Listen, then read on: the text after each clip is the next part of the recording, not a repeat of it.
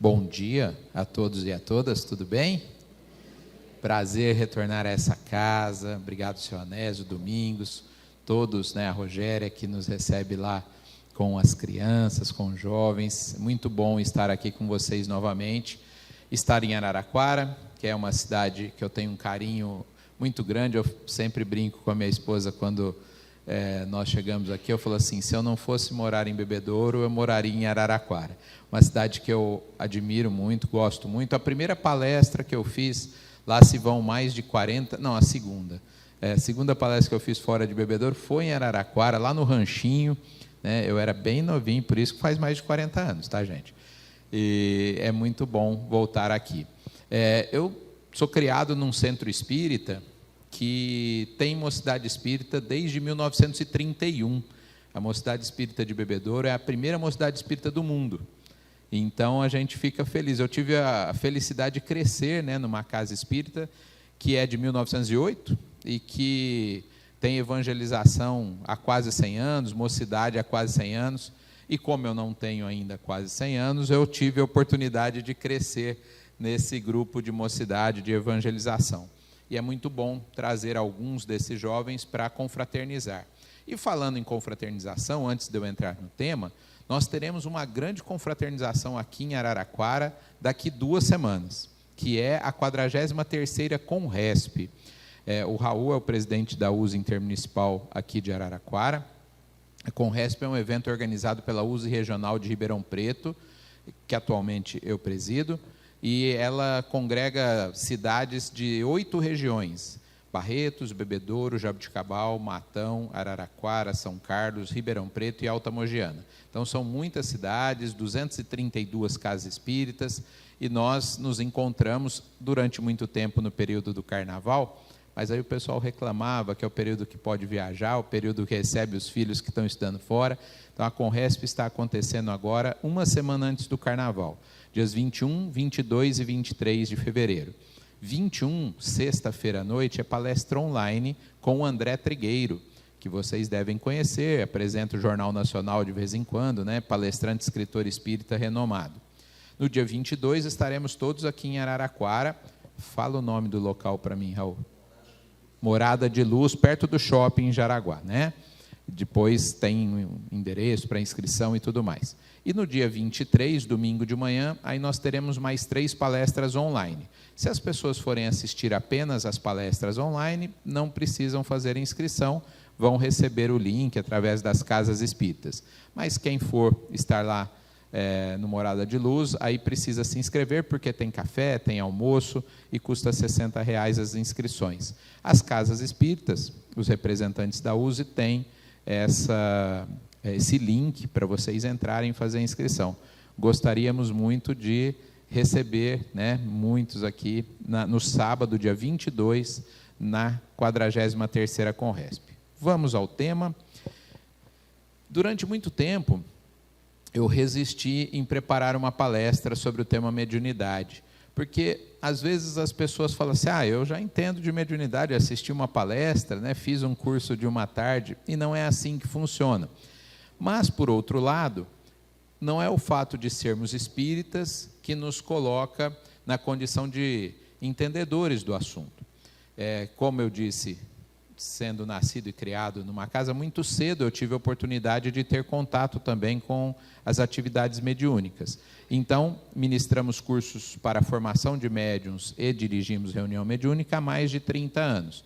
E percebemos que as pessoas que, mesmo frequentando a casa espírita, chegavam ao curso, não tinham conhecimento sobre mediunidade. Qual que é a ideia de nós falarmos aqui 50 minutos sobre esse tema? É de despertarmos as pessoas para essa importante ferramenta que nós temos na doutrina espírita aí. Aqui temos a bibliografia, o Livro dos Espíritos, o Livro dos Médiuns, o Evangelho segundo o Espiritismo. Nunca podemos deixar essas obras básicas, fundamentais de fora. O livro Mediunidade dos Santos, História do Espiritismo, que é do Arthur Conan Doyle, que é o criador do personagem Sherlock Holmes, escritor renomado.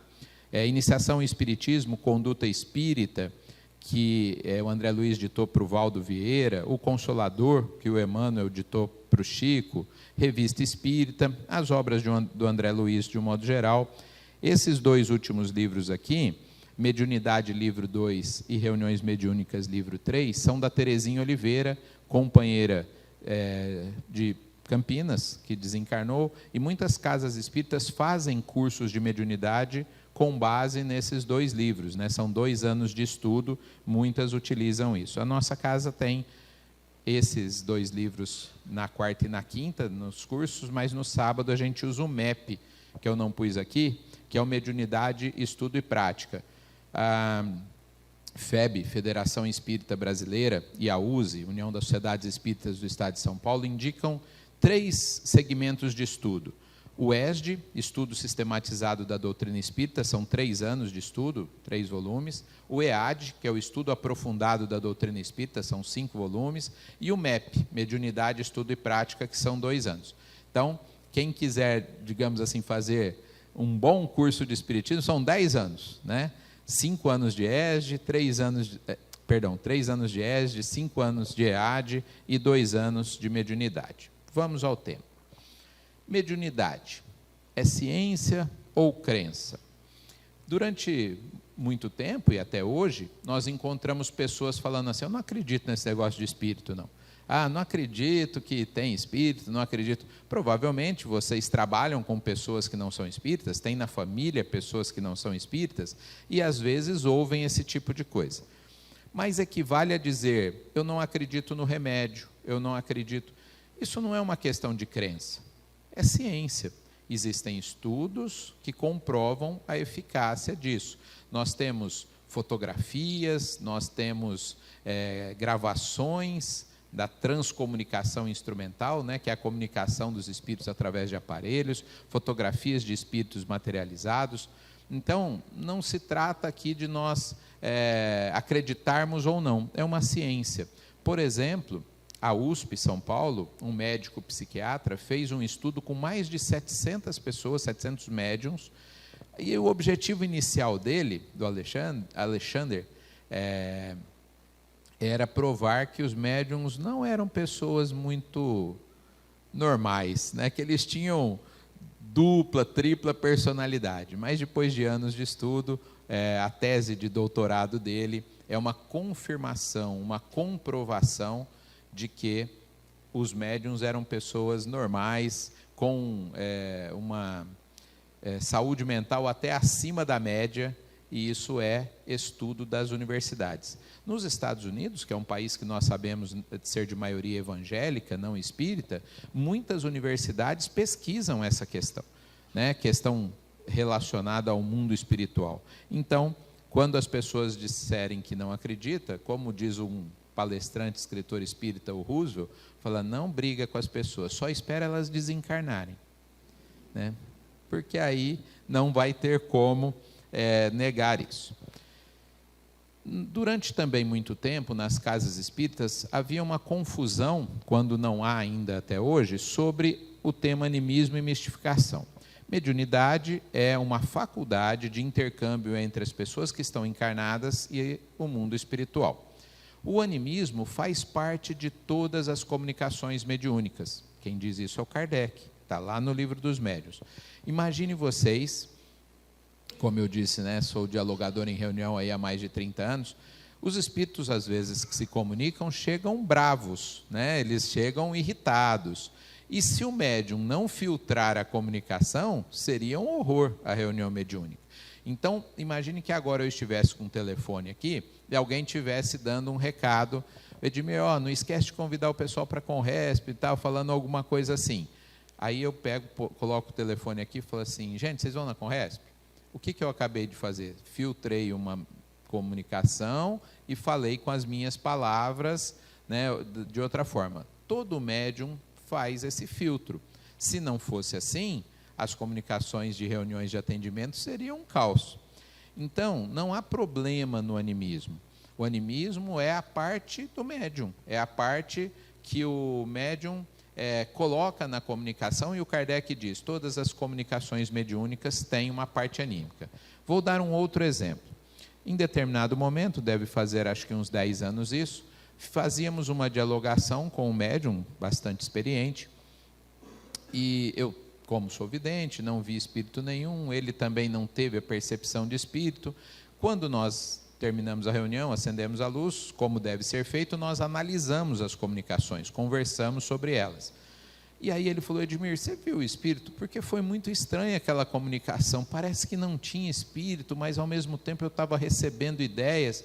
E eu falei: olha, de fato, achei estranha também, mas não entendi porquê, nem sempre temos acesso a todas as coisas do mundo espiritual. Uma semana se passa e na outra reunião o mentor se comunica e nos explica o que havia acontecido. Falou: olha, aquela comunicação foi uma comunicação anímica. Aquele médium viveu aquela experiência por volta do ano 1300, 700 anos atrás. Aquilo estava no arquivo pessoal do médium, e ele, então, não tinha acesso consciente. Nós lembramos das nossas encarnações passadas? Não. Portanto, era algo esquecido para ele, mas mal resolvido naquela encarnação. E que, então, os espíritos fizeram que nós tratássemos aquela situação mal resolvida durante a dialogação. Olha que interessante. Não é que isso é tão comum assim nas reuniões mediúnicas, mas é possível acontecer. E uma comunicação anímica como essa não tem menos valor, porque ao invés de nós estarmos atendendo um espírito desencarnado, nós estamos atendendo o espírito do próprio médium ali que se comunicou, trazendo reminiscências do passado. Óbvio que a função da mediunidade é trazer o intercâmbio, mas só para desmistificar essa ideia de que o animismo é mistificação. Mistificação é quando deliberadamente o médium ou finge ter um espírito, ou finge que o espírito que está ali é outro espírito, ou o espírito também pode mistificar e enganar com nomes famosos. Aí nós estamos tendo mistificação ou dos espíritos comunicantes, ou do médium, ou de ambos. Aí é mistificação, aí há a intencionalidade de enganar. E quando você tem uma filtragem, por exemplo, isso é animismo e não é algo negativo, é algo até necessário. Mediunidade não é privilégio dos espíritas. Vocês viram que estava ali mediunidade à luz da doutrina espírita. Um pouco antes da pandemia, fui fazer essa palestra em Sales Oliveira, que é uma cidade ali próxima a Uberlândia. E o pessoal da evangelização, tal como aqui, tem evangelização durante a palestra.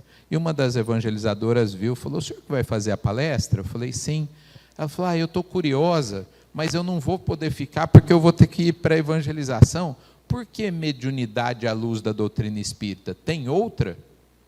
Eu falei: tem. Mediunidade não é propriedade dos espíritas, nós temos, até nas pinturas rupestres das cavernas, manifestação que aponta comunicabilidade com o mundo dos espíritos. Se nós pensarmos nos povos da antiguidade, todos eles, sem exceção, eles se comunicavam com os ancestrais, chineses, indianos, os nossos nativos aqui da América, todos os povos da antiguidade se comunicavam, a ponto, e essa comunicação era tão frequente, que Moisés proibiu isso lá entre os hebreus. E aí é muito interessante isso, quando pessoas de outras religiões falam que não há isso, eu pergunto assim: mas você é o quê? Católico, evangélico? Ah, sim. E na Bíblia está escrito que Moisés proibiu. Se Moisés proibiu é porque existe, né? Existia. Mas então, aí eles têm que mudar de opinião, né? Falar assim: não, então tá, então eu vou ter que admitir que existe, mas está proibido. Eu falei: não, estava proibido pelo Moisés, Jesus liberou. Jesus falou que os apóstolos falariam em línguas, curariam, fariam, né, aquilo que ele fez e que eles estavam liberados para fazer. Portanto, não só a Bíblia, como outros livros da antiguidade, nos mostram a comunicabilidade. E o que o Espiritismo fez de diferente? O que o Kardec fez de diferente? Veio explicar como nós devemos utilizar essa ferramenta. É possível ter uma prática mediúnica em outras religiões? Não só é possível, como é comum, mas não é a forma espírita. Por exemplo, se eu cobrar qualquer tipo de cobrança, não necessariamente em dinheiro, mas em status ou qualquer coisa assim, deixou de ser uma comunicação à luz da doutrina espírita. Qualquer tipo de cobrança, por exemplo, inviabiliza a visão espírita de mediunidade. Então, eu posso entrar em transe mediúnico através da dança, como algumas religiões fazem? Posso. Eu posso entrar em transe mediúnico tomando um chá? Posso, porque há uma expansão perispiritual. Mas não é assim que nós utilizamos a mediunidade. Nós aprendemos a nos concentrar, desenvolver a concentração, não precisamos de nenhum artefato exterior para realizar a comunicação. Não precisamos de objetos, não precisamos de... Então, nós aprendemos a fazer do jeito que Jesus ensinou, que é o simples. Uma das formas de mediunidade, né, é o passe, e eu vou contar uma história que o professor Rodrigues Ferreira, da Unesp de Rio Preto, contava nas suas palestras. Ele falou que dava curso de passe para formar passistas, e uma vez ele foi até Uberaba e contou para o Chico.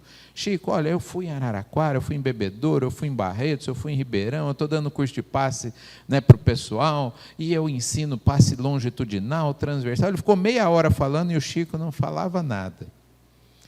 Depois de meia hora, ele percebeu, ele falou assim, Chico, você não vai falar nada? Ele falou, meu filho, é melhor fazer isso que jogar bilhar, né? Aí ele falou, Chico, mas eu coloco meu carro na estrada, eu me dedico, e por que você está falando isso?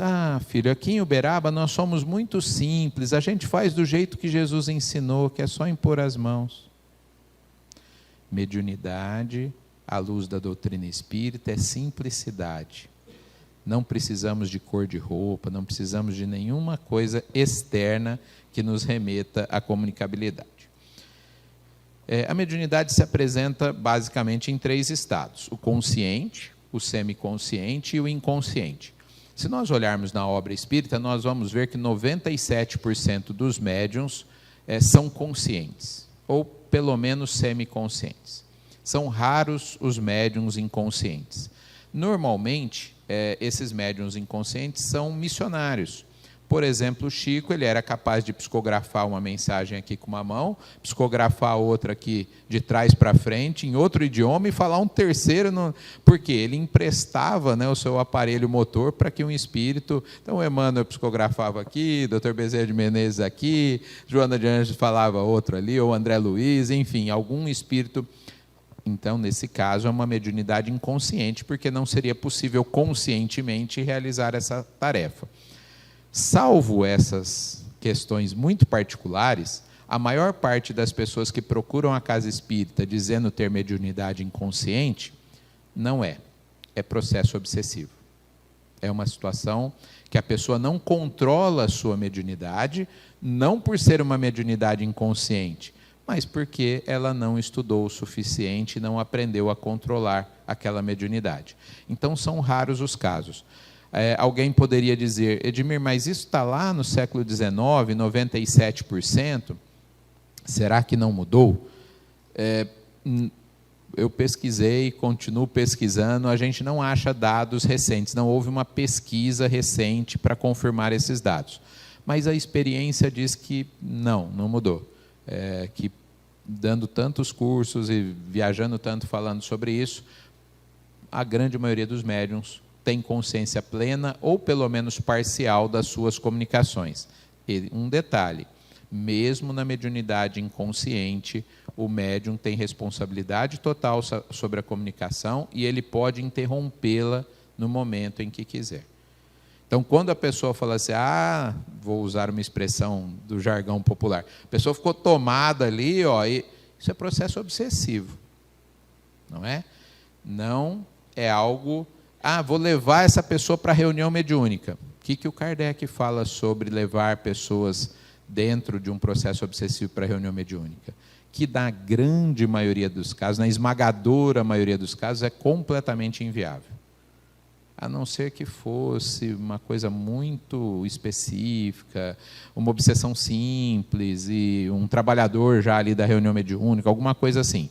Mas não é para se fazer o atendimento da pessoa com processo obsessivo presencialmente. Ela fica ali no salão assistindo palestra, enquanto acontece uma reunião ali ao lado, lá se faz o atendimento do espírito e a pessoa está recebendo aqui o atendimento espiritual nesse mesmo período. É essa a orientação da doutrina espírita. Né? Mas eu não sei se o pessoal acha chique levar o... Né? Eu não entendo muito por que tem isso, porque coloca em risco até. Não há motivo, expõe qual o motivo de eu colocar uma pessoa que não tem controle sobre a sua mediunidade na reunião mediúnica. E nós somos bem chatos na nossa casa espírita em relação a isso. A pessoa se afasta, fica 10 anos por algum fator, tal, aí ela volta e fala assim, vou trabalhar mediunicamente. A gente fala, isso, vai voltar para os cursos e depois vai trabalhar mediunicamente. Inclusive pessoas, né, que trabalhavam já. Porque em 10 anos tanta coisa muda. E em 10 anos, quem trabalha mediunicamente tem que continuar estudando. Então é muito importante nós dizermos para as pessoas que não se estuda mediunidade e depois trabalha mediunicamente. Se estuda permanentemente mediunidade, em algum momento eu estou pronto para trabalhar mediunicamente. Não é? Se algum médico que vai nos atender falar assim, eu fiz curso de medicina há 30 anos, terminou, e nunca mais eu estudei nada. Eu falei assim, pensando bem, doutor, acho que eu estou bom já, vou para outra. Um médico que há 30 anos não estuda, não desperta a nossa confiança. Um médium que não estuda, não desperta a nossa confiança. Importante dizer isso. As manifestações podem ser ocultas ou ostensivas. Considerando que elas são ocultas, quem que é médium? Todo mundo é médium. Todos somos médiuns, em menor ou maior grau. Por quê? Recebemos sugestões dos espíritos. Boas sugestões, algumas não tão boas. Depende do quê? Palavra-chave, da sintonia. Se nós somos trabalhadores da casa espírita, trabalhadores do bem, nós recebemos assédio dos maus espíritos? Claro que sim. Não somos privilegiados por isso. Mas também recebemos orientação e proteção dos bons espíritos. Se nós sintonizarmos com os bons espíritos, está tudo bem. Mas se nós dermos algumas escorregadas, ficamos à mercê dos processos de obsessão simples. Sem querer expor ninguém, então só eu levanto a mão. Quem aqui já passou por obsessão simples? Todo mundo. Os espíritos, o tempo todo, né? A rigor, é claro que não teve efeito nenhum sobre ele, mas a rigor a Bíblia fala que Jesus passou, né? Os espíritos assediavam Jesus. Não tem relatos de que os espíritos tentavam tirá-lo? É óbvio que para ele não fez nenhuma diferença. O espírito puro não vai se deixar abalar. Mas nós ainda somos espíritos num mundo de expiações e provas e, portanto, nos deixamos, sim, muitas vezes influenciar. Mas se estamos atentos, permanentemente estudando, estamos cercados de familiares, grupo de trabalho bem orientado, a gente percebe. Se não estivermos atentos, possivelmente isso tende a se agravar. Tal qual uma doença física. Logo no início a gente percebe, vai ao médico, toma um remédio, está tudo certo. Não tomamos cuidados, o que acontece com essa doença? Tende a se agravar. Então, uma mediunidade em desacordo com os princípios espíritas pode provocar isso. A gente costuma chamar de médium essa segunda, que é ostensivo, né? Aquele que frequenta a reunião mediúnica, aquele que dá a comunicação mediúnica, que produz o fenômeno mediúnico. Mas todos somos médiuns em menor grau. Segundo uma mensagem atribuída ao Dr. Bezerra de Menezes, eu não consegui ler, né, diretamente num livro isso, mas pessoas disseram que ouviram essa informação aqui da boca do Chico, né? Que os primeiros 70 anos da doutrina foi de fenômenos, e até um pouco antes. Então era necessário produzir fenômenos fantásticos. Lá no História do Espiritismo que eu citei, o Arthur Conan Doyle, ele fala Daniel Douglas Home, né, de Eusápia Paladino, de grandes médiuns que produziram fenômenos impressionantes. Imagina Daniel Douglas Home, em Londres, ele saía sentado numa poltrona pesada assim pela janela e entrava pela outra janela, né, num processo de levitação, e assim de gente embaixo assistindo. Aquilo chamava muita atenção e era necessário chamar a atenção. As irmãs Fox, que é considerada aí precursoras do espiritismo. Isso aconteceu muito na França, nos Estados Unidos e na Inglaterra. Países que, por serem, para o mundo ocidental, né, referência, faziam com que tudo que lá acontecesse, nós ficássemos sabendo. Aqui no Brasil, com certeza, tínhamos fenômenos também, mas não eram divulgados com a intensidade desses países, né? Depois, de 1927 a 97, a fase de fundar instituições, de dar assistência espiritual, de dar assistência material.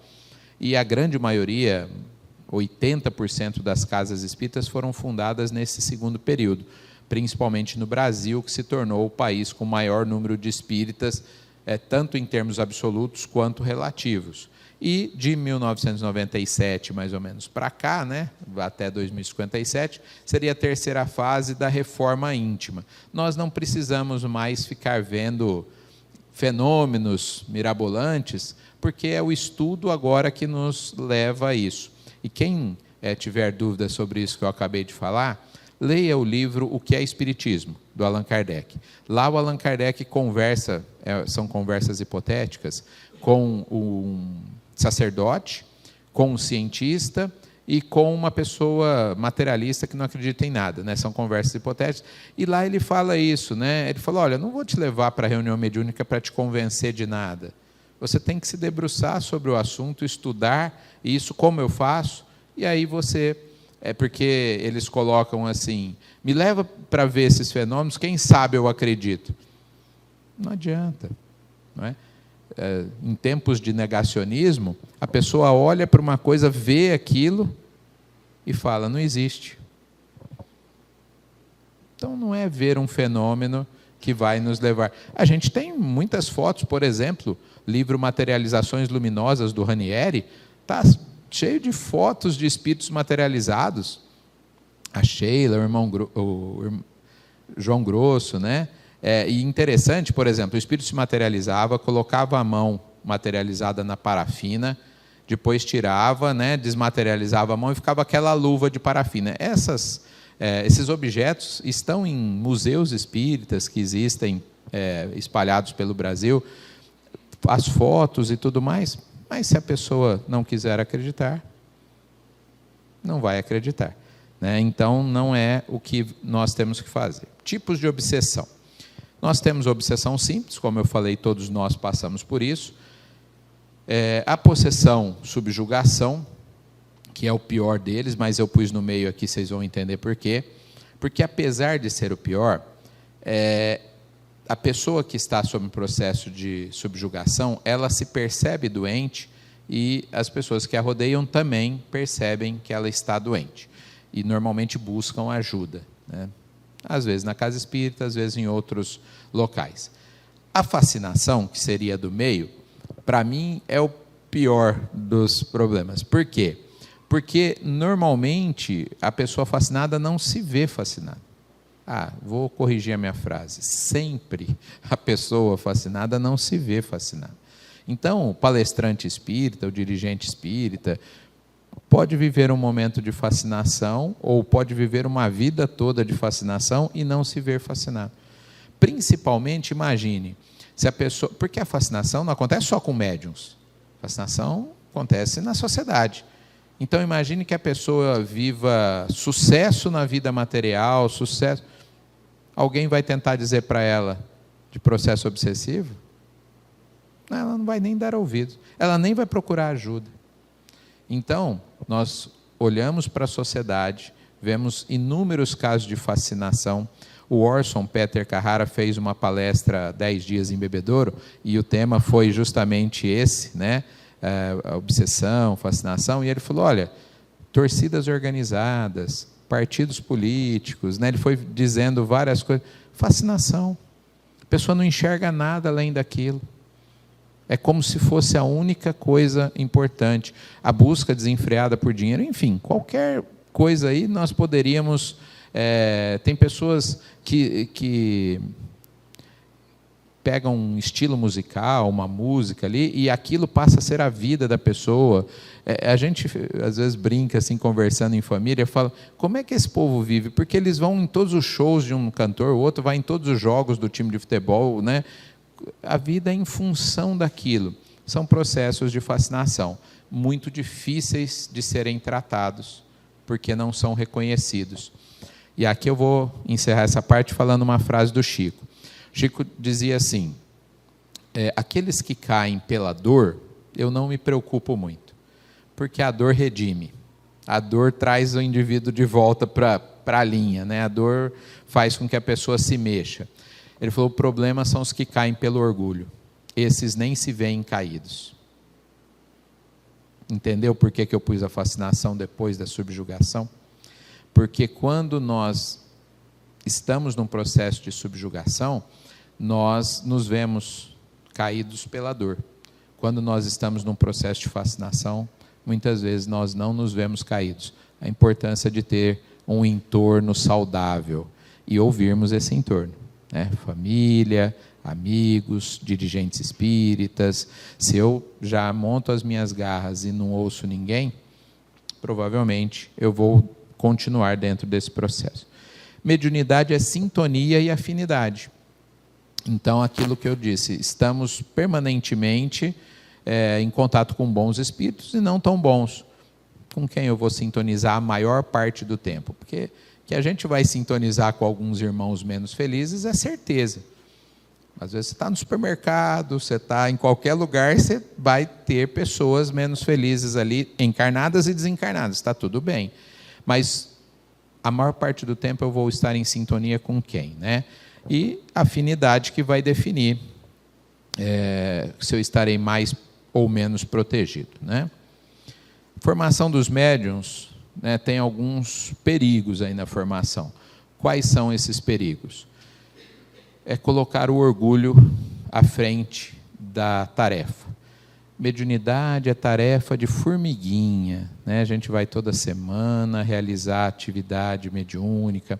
E eu me lembro, nós temos 3 filhos, Vitor 29, a Letícia 24 e a Bia 20. Quando a Letícia tinha uns 6 anos, ela foi numa palestra e eu falei isso que eu estou falando agora. Aí ela voltou um pouco emburrada no carro. Falei, o que foi, filha? Ela falou, não quero mais ser médium. Eu falei, ué, mas por quê? O que o papai falou na palestra? Ah, você falou que médium é devedor, que não sei o quê. Veja, com 6 anos ela achava chique ser médium, né? Achava glamouroso. O problema é que o pessoal fica adulto e continua achando que ser médium é chique. Não, ser médium é oportunidade de pagar dívidas. Se for médium e dirigente espírita, é porque devia muito. Se for médium, dirigente espírita, palestrante espírita, é porque devia muito mesmo. Se for médium, dirigente espírita, palestrante espírita e professor, é porque, falou assim, dá uma chance, né? Gente, é dívida. Como diz um companheiro lá de Bebedouro, não é juntar bônus hora, não, é só rasgar algumas promissórias. Se nós trabalharmos de maneira correta, sem ostentação, a gente consegue rasgar algumas promissórias. Bom, eu falei dos perigos e já falei das vantagens. As vantagens é trabalharmos coletivamente para o bem nosso e das outras pessoas. E qual que é a apólice de seguro do médium? Moralidade. Não tem, seu Anésio, me protege, não tem jeito. Ele vai ajudar, os dirigentes das casas espíritas vão ajudar, mas a gente fica o quê? 2, 3 horas por semana na casa espírita e o restante do tempo.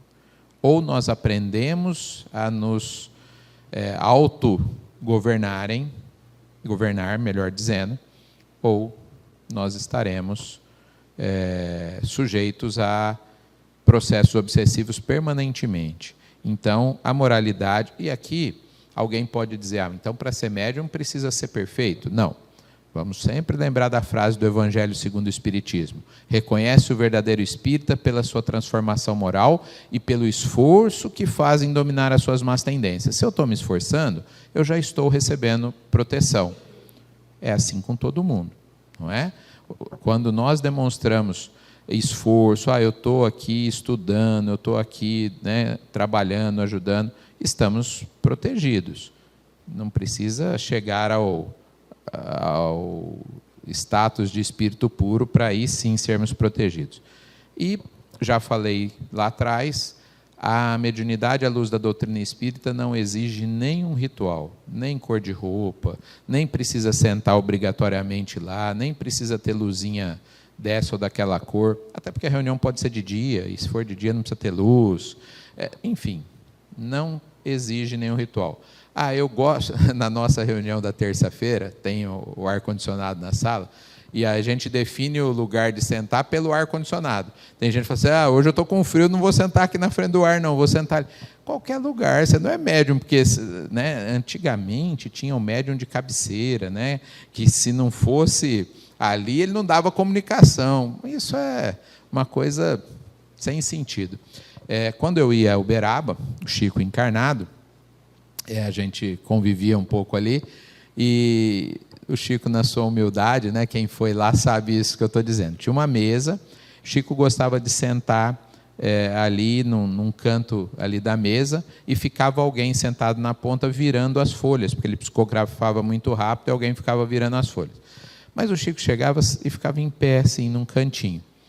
E aí tinha o dirigente da reunião ali, ele chegava e falava assim, onde o senhor quer que eu sento? Chico, ele podia sentar até em cima da mesa, né? Era o Chico, não é assim.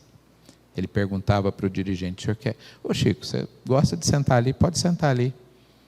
Mas ele não impunha, apesar da história de vida dele, não impunha isso. Então, quando o médium começa a parecer estrela de rock, né, que quer a água importada de não sei aonde, não faz parte do trabalho mediúnico.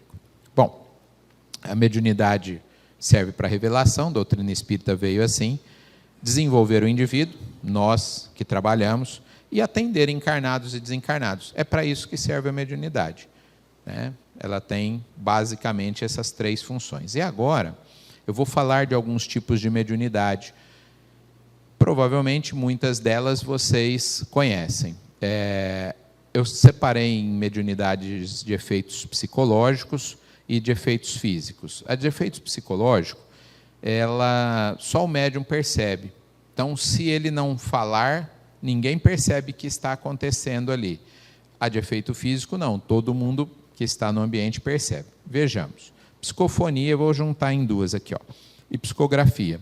É uma mediunidade de efeito psicológico, né? O espírito dita e o médium fala ou escreve, tá? Elas são muito parecidas porque, às vezes, o médium ele ouve mesmo, como se fossem palavras, é uma das formas. Às vezes é uma ideia pronta dentro da cabeça, tá? São 2 formas. Mas, de todas as formas, se ele não manifestar, se o espírito falar e ele não escrever e não falar nada, ninguém fica sabendo. Está acontecendo ali uma comunicação, mas é só o médium que percebe. A vidência e a audição, ou audiência, os 2 nomes são aceitos aí. Muita gente procura a casa espírita por causa dessas 2, né? Falei assim, moço, vou contar para o senhor. Meu marido falou que vai me internar. Porque eu estou vendo coisa, estou ouvindo, eu escuto me chamar lá, largo as panelas no fogo, vou lá no portão, aí chega lá, não tem ninguém, e aí tinha a vizinha que estava para fora, eu pergunto, quem que chamou aquela? Ela fala, ninguém, não tinha ninguém aqui e tal. Muita gente acha que está enlouquecendo com isso. Por isso, é uma grande proteção para nós médiuns não ver e ouvir o tempo todo. Eu sempre ouvi desde pequeno que o Divaldo não dirigia porque a vidência dele impedia isso, porque ele via espírito o tempo todo. E um dia a gente levou o Divaldo para fazer palestra, estava almoçando com ele, eu falei, Divaldo, deixa eu matar uma curiosidade. É verdade que você não dirige por causa da vidência? Ele falou, é verdade. Eu falei, falei assim, mas eu sou médium vidente, a gente sabe, né, quando é encarnado e desencarnado. Ele falou, sim, Edmir, mas no susto, já pensou, eu estou dirigindo, o espírito pula na frente do carro, eu puxo aqui. Aí ele concluiu falando assim, eu ia aumentar muito a população do mundo desencarnado. Né? Tipo assim, eu ia atropelar o encarnado, porque ele falou muito rápido. E realmente, às vezes, a gente não tem a distinção. Então ele falou que, por esse motivo, por precaução, ele optou por não dirigir. Quem assistiu aquele teatro que o Renato Prieto faz em homenagem ao Divaldo, que é o Semeador de Estrelas, não sei se apresentou aqui, em determinado momento aparece uma coisa que do Divaldo também, é como se ele ganhasse um capacete espiritual. Esse capacete espiritual, depois de 40 anos trabalhando mediunicamente, era para fechar os canais, como uma mesa de som, da comunicação da espiritualidade, porque além de ver, ele ouvia o tempo todo. Vocês imaginam que loucura que é isso? Você ficar vendo e ouvindo o tempo todo, os dois mundos interagindo. Então ele ganhou, falou, presente, Divaldo, né? Agora você vai conseguir aí fechar os canais e ter a comunicação apenas na hora certa. Para quem se lembra das histórias, né? Do Chico e Divaldo viveram histórias semelhantes, atendendo pessoas desencarnadas no balcão da repartição pública, né? E aí o pessoal olhava e falava, esse menino novo aí, ó, não sei não, né? Olha lá, está conversando sozinho de novo ali. Eles não tinham distinção entre os encarnados e desencarnados. Inspiração. Então a gente diz, olha, compôs aquela música, estava inspirado, escreveu aquele livro, estava inspirado. A inspiração é como uma ajuda que muitos alunos no dia da prova, vestibular, pedem isso, né? Para mim inspira, né? Anotar aqui as coisas certas, tal. Não funciona assim, não. Inspiração não é espírita, mas o Almir Sater, que compôs junto com o Renato Teixeira. Foi o Renato Teixeira que contou essa história num show. Ele falou assim, sabe a música Tocando em Frente? Ando devagar, porque já tive pressa. É uma coisa linda, né? Ele falou, normalmente as nossas músicas demoravam, eu mandava a partitura, né, para o Almir, ele mandava, às vezes, 10 anos para uma música ficar do jeito que a gente queria. Ele falou, essa daí eu cheguei, e ele foi passar um café, eu falei, você está com uma viola nova aqui? Pegou, começou a tocar, enquanto passava o café, um da cozinha e outro da sala ali, ele falou, em 15 minutos a música ficou pronta. Ele diz, essa veio de cima. Inspiração, não é? E eu coloquei aqui intuição, mas intuição, na verdade, não seria um fenômeno mediúnico, seria um fenômeno anímico. É uma busca de dentro, tá? Então, quando nós buscamos no nosso arquivo pessoal aquilo de outras vidas, né? Então nós temos uma intuição de que isso é perigoso. Ontem, inclusive, no estudo da tarde lá na nossa casa, a gente falava disso. Nós temos um arquivo enorme, várias encarnações, e às vezes esse arquivo instintivamente nos orienta a fazer isso ou não fazer. Mas por que eu pus aqui? Porque nos livros do André Luiz, intuição aparece como mediunidade. O André Luiz conta uma história, por exemplo, de que uma moça, num local no Rio de Janeiro, 4 rapazes ali, prestes a violentá-la, e ela encostou na parede, fechou os olhos e falou, meu Deus. Quando ele conta essa história, ele estava se referindo apenas ao poder da prece, dizendo, a prece foi ao mundo espiritual, imediatamente acionou a equipe de socorro, eles viram um carro de polícia que passava a uns 500 metros do local, e aí perceberam que o acompanhante do motorista ali do carro de polícia era mais suscetível, e começaram a falar, vira ali, vira ali, vira ali, vira ali. Até o motorista falou assim, você está vendo espírito, rapaz? Coisa estranha, mandando vir. Não, vira, estou achando que tem que virar ali. Então. E em 1 minuto eles chegaram e impediram que algo pior acontecesse com a moça. E ele diz que eles receberam uma intuição. Seria mais inspiração, mas como você vai encontrar na obra, às vezes, falando intuição, né, como mediunidade, nesse caso, eu coloquei aqui para fazer essa breve explicação. E o desdobramento. Então, nós podemos nos desdobrar. Se durante palestra, às vezes a palestra está chata, o pessoal desdobra muito, né, senhor Onésio? Desdobra, vai para o mundo espiritual, assim, né? E o espírita tem mania de falar, desdobrei durante a palestra, tal. Desdobramento pode ser tanto para o mundo espiritual, onde a gente visita pessoas que desencarnaram, temos contato com o mundo espiritual, como pode ser também um desdobramento seguido de um fenômeno de efeito físico, que falaremos daqui um pouco, que é a materialização. Então, há um desdobramento e uma materialização. O caso do Eurípides era muito famoso, né? Eurípides Barçanufo, ele apareceu, chegou a fazer o parto da moça lá, né? E aí, quando o marido chegou lá, falou assim, Eurípides, precisa ir lá na fazenda. Ele falou, já fui. Mas foi como? Não, eu fui, já fiz. Quer dizer, ele tinha desdobrado e outros tantos casos. Então, o desdobramento pode ser só relacionado ao mundo espiritual ou pode ser um desdobramento. Então, o Raul está aqui e ele pode desdobrar e ver o que está acontecendo em outro local aqui em Araraquara. Falou, aconteceu um acidente em tal local, tal. Em espírito, há uma expansão espiritual. Nesse caso, a gente costuma dizer que é um fenômeno anímico também, não é mediúnico, tá? Nesse caso que eu acabei de dizer. E a psicometria? A psicometria é talvez a menos conhecida aqui. Provavelmente vocês já ouviram histórias que as benzedeiras pediam peças de roupa. Falava assim, traz uma peça de roupa do seu marido, tal. Por quê? Elas tocavam a peça de roupa que estava impregnada fluidicamente. A definição de psicometria é deslocamento no tempo e no espaço. Então, elas conseguiam ver o futuro, conseguiam ver o passado, conseguiam ver onde a pessoa está. Então, eu explico isso contando uma história de um amigo nosso do movimento espírita, o César Augusto de Oliveira, o Cezinha. Ele era de Franca, companheiro do movimento de mocidade, mas ele foi dar aula na UEM, Universidade Estadual de Maringá, morava lá. Foi sequestrado e assassinado, com 33 anos. Mas quando ele foi sequestrado, domingo à noite, não se achava, não sabia se ele estava vivo, se não estava. Uma semana depois, a família em Franca, espírita, procurou uma médium de psicometria. Ela falou, traz algum objeto dele. E aí, a hora que trouxe, ela falou assim, olha, ele foi morto no próprio domingo, à noite, pega uma estradinha assim, foi descrevendo, eles foram descrevendo ali, e o corpo foi enterrado em tal local, né? Aí a família foi a Maringá, o governador na época era o Roberto Requião, eles conseguiram uma audiência, porque um assessor do Requião era o reitor da universidade que o Cezinha dava aula, né? Então conseguiram uma audiência, e a mãe falou assim, não sei se o senhor acredita ou não acredita, mas a polícia do senhor é ineficaz, não achou o meu filho, e eu trouxe aqui o que uma médium falou. Aí o Requião falou, não importa se eu acredito, mas dá aqui. Falou, entrega para o esquadrão antissequestro. Aí eles pegaram em 1 hora, acharam o corpo dele, seguindo aquelas pistas.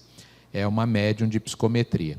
Mas cuidado, porque as pessoas acham que passe deve ser aplicado em roupa. Não.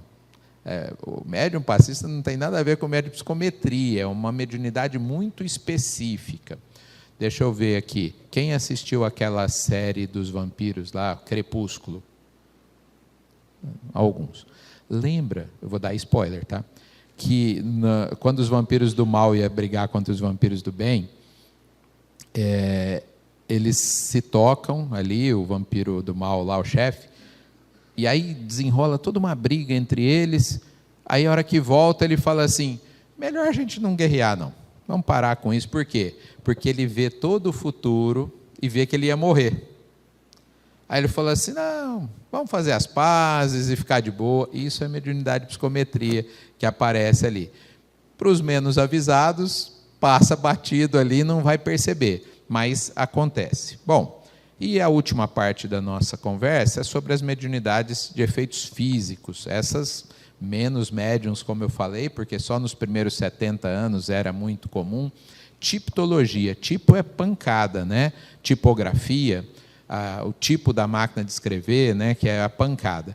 Então, os fenômenos de tipologia, na época da codificação, como as irmãs Fox, né, aqueles barulhos, que pode ser tanto uma pancada externa, quanto um estalo interno em algum objeto.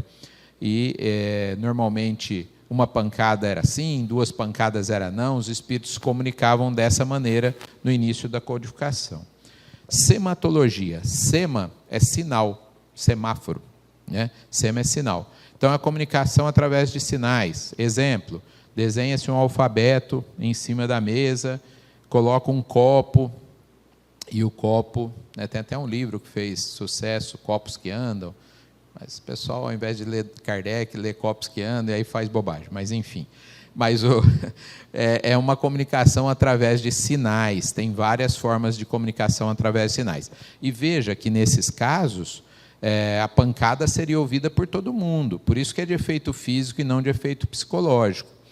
O copo andando, todo mundo veria também, então é uma mediunidade de efeito físico. Para acontecer esse fenômeno, um médium tem que fornecer ectoplasma, que é um fenômeno que tem no citoplasma da célula.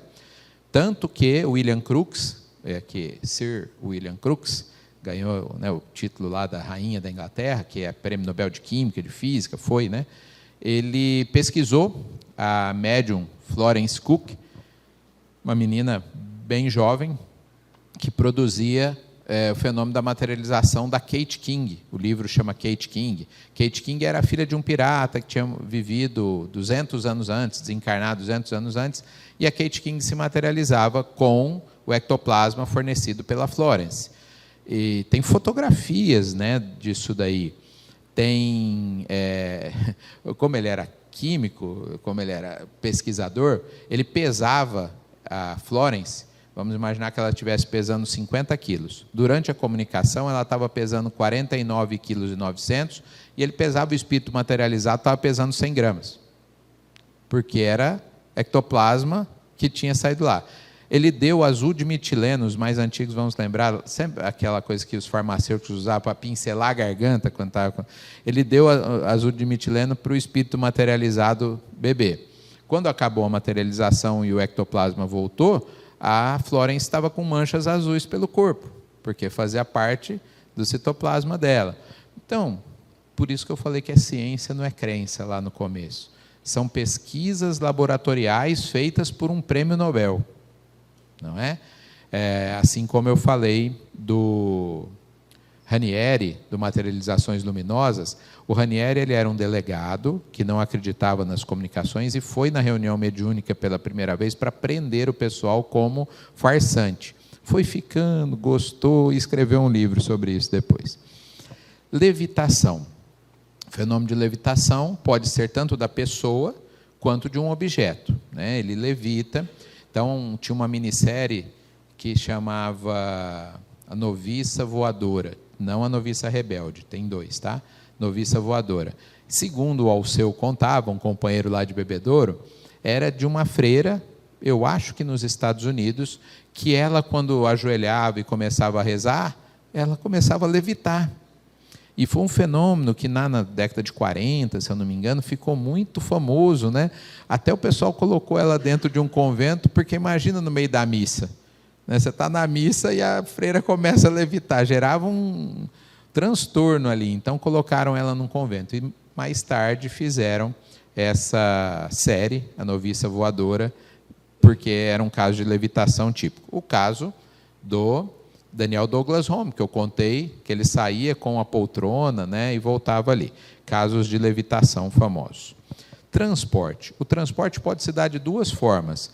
Tanto com a levitação, eu tenho uma levitação e eu transporto um objeto, quanto pode haver desmaterialização desse objeto, transporte e materialização. Conversando com um professor de física, ele falou assim, olha, Edmir, ele não é espírita, ele falou, olha, a física já consegue fazer isso, mas assim, com um átomo, e precisa de muita energia. Aí eu brinquei com ele e falei assim, mas no mundo espiritual a tecnologia é bem mais desenvolvida. E é isso mesmo, né? Você consegue já fazer desmaterialização, transportar e materializar um átomo precisando de um caminhão de energia ali. Só que os espíritos têm tecnologia para fazer isso. Fazendo uma palestra, esqueci o nome da cidade agora, ali entre Bebedouro e Catanduva, uma cidade que tem ali. Falei disso, e aí no final o pessoal falou, Edmir, deixa a gente te mostrar uma coisa. Pegou na mesinha ali, abriu um livro e tinha uma flor. Essa flor aqui foi materializada por aquela senhorinha, agora ela não faz mais os fenômenos, mostraram ela, porque ela está com mais de 90 anos, ela não tem mais produzido esses fenômenos, mas ela produzia esses fenômenos. E nesse caso, o que aconteceu? Foi uma flor retirada de um jardim, desmaterializada, transportada e materializada. E aí ela perdurou, puseram dentro do livro e ela ficou. Porque se fosse uma materialização fluídica, ela desapareceria. Vamos explicar isso? Jesus aparece para os seus apóstolos. E aí, quando vão tocá-lo, o que ele fala? Não, eu ainda não estou pronto. Por que ele fala isso? Porque era uma materialização fluídica. Então, se fosse abraçar, não ia achar nada. Depois, ele falou, Tomé, não tem jeito, eu vou ter que... Aí ele faz uma materialização plena, aí fala, Tomé, toca as minhas chagas aqui. Agora, aí era uma materialização plena. Então, são tipos de fenômeno de materialização que pode vir, né, seguindo o transporte. Transfiguração. Bom, eu falei para vocês que nós estamos na 43ª Conresp. E eu sou o único que fui às 43, o único encarnado, né? Desencarnado deve ter vários. Eu estava na primeira, lá em Ribeirão Preto. E o Divaldo teve uma transfiguração fantástica lá. Eu estava sentado mais ou menos ali, assim, na 4ª, 5ª fileira, o Divaldo aqui, na terça de carnaval de manhã. E aí eu cutucava a pessoa do lado e falava assim, você está vendo? Ele falou assim, eu estou vendo, mas não estou acreditando. Porque foi uma transfiguração impressionante do Dr. Bezerra de Menezes, com barba e tudo. Se você entrar na internet, você vai ver transfigurações do Divaldo filmadas, mas não nesse nível. Tem só uma mudança facial, mudança na voz. Eu me lembro que quando acabou a transfiguração, eu era muito jovem, assim, quando acabou a comunicação, os dirigentes lá da primeira Conresp pegaram o Divaldo, levaram para uma salinha do lado, e a gente falou assim, o que está acontecendo com o Divaldo, gente? Todo mundo preocupado. Eles falaram, não, eles estão aplicando passe para ter uma volta molecular, porque é uma transfiguração grande, né? Uma mudança molecular grande. Então, e na época a gente não filmava, né? 43 anos atrás, mas foi uma transfiguração fantástica. A transfiguração do Monte Tabor, fenômeno bíblico, ali, na verdade, aconteceram dois fenômenos: transfiguração de Jesus e materialização do Moisés e do Elias, porque eles viram Moisés e Elias do lado de Jesus. Eles se materializaram. Então, são dois fenômenos bíblicos, dois fenômenos de efeitos físicos descritos na Bíblia. A materialização, como eu já expliquei, ela pode acontecer, né, tanto fluídica quanto a materialização plena. William Crookes falou para Kate, você pode buscar alguma coisa em algum lugar? Ela falou, posso. Ele falou, pega um pão. Ela foi, pegou o pão, ele era químico. Ele falou, nossa, que legal, vou fazer análise das propriedades químicas desse pão. Aí a Kate falou, o senhor vai ficar com o pão? Ele falou, vou. Então o senhor põe o dinheiro aqui, porque eu preciso pagar na padaria, né? Porque eu estou ajudando o senhor, mas roubar eu não vou, né? Ela desmaterializou o pão da padaria, transportou e materializou ali. E falou para o William Crookes, falou assim, o senhor está querendo também muito, quer que eu roubo o pão também, né? Voz direta. A Bíblia está cheia de fenômenos de voz direta, né? E uma voz falou dos céus. Nós estamos num centro espírita, falando de mediunidade. Se uma voz fala do céu aqui, metade levanta e sai correndo. Você imagina, né, como é que é isso? Você está no meio do nada, assim, de repente você escuta uma voz, né? Primeira coisa você fala assim, você também escutou? Né? Era comum, gente, né? Eles usavam isso como recurso e eles achavam que era quem estava se comunicando? Deus. Eles não tinham a consciência que era um fenômeno mediúnico. No Pinga Fogo, o Chico respondeu sobre isso. Um pastor pergunta para ele por que não acontecia os fenômenos antes, tal, e ele fala da Bíblia e fala desse fenômeno aqui, escrita direta. O Chico brinca e fala assim, como é que você acha que Moisés pegou os 10 mandamentos? Como é que está escrito lá na Bíblia? Uma língua de fogo. Né? Uma língua de fogo é o quê? Escrita direta. O Chico falou, está lá na Bíblia, você não quer ver porque não quer, está ali, para quem quiser ler e entender um fenômeno mediúnico de escrita direta, como o da voz direta, a voz que falou dos céus e tudo mais. E eu deixei para o fim essa daqui, fenômeno de cura. É um fenômeno de efeito físico, ele acontece de fato, as pessoas se curam, vai no médico, está com câncer, vai, recebe atendimento, volta, o médico fala, não é possível, né, esse exame aqui. Só que, cuidado, irmãos e irmãs. Um amigo de Santos, a gente faz palestra lá, ele falava, as pessoas chegavam na casa e falavam assim, que dia é a atividade de cura? Ele falava, não tem, a pessoa ia embora. Que dia que é a atividade de cura? Não tem, vai embora. Ele falou, estou perdendo clientela, né? Ele falou, vou mudar o discurso. Que dia que é a cura? Ele falou, de segunda às 20 horas, terça às 20 horas, quarta às 20 horas. E a pessoa vinha, assistia a palestra, aí recebia o passe e falava assim, seu Sávio, e a cura? Ele falou, a cura espírita é o Evangelho. A cura espírita é o Evangelho. Porque, lembra-nos, nas passagens que Jesus curou, ele está andando na areia ali no fundo da casa do Pedro, e o Pedro falou, o que é, mestre, está cansado? Ele falou, não, estou um pouco preocupado, chateado. Sabe aquele rapaz que eu curei? Sei, está lá no bar bebendo e brigando. Não adianta curar o corpo, se a pessoa continuar, ela vai voltar a ter os problemas. Por isso, Jesus não curou todo mundo. E mesmo dos que ele curou, nós temos isso. Então, qual é a cura que o Espiritismo nos traz? A nossa transformação moral. E tem sim a possibilidade dos médicos encarnados e dos médicos espirituais nos ajudarem. Está tudo bem, mas é para nos transformarmos que nós estamos aqui. Dito isso, eu agradeço muito a atenção de vocês, o convite que a casa nos fez. Espero ter contribuído com algumas reflexões sobre um tema tão importante que é a mediunidade e outras vezes estar aqui para confraternizar e ver os amigos. Bom dia a todos. Passei do horário.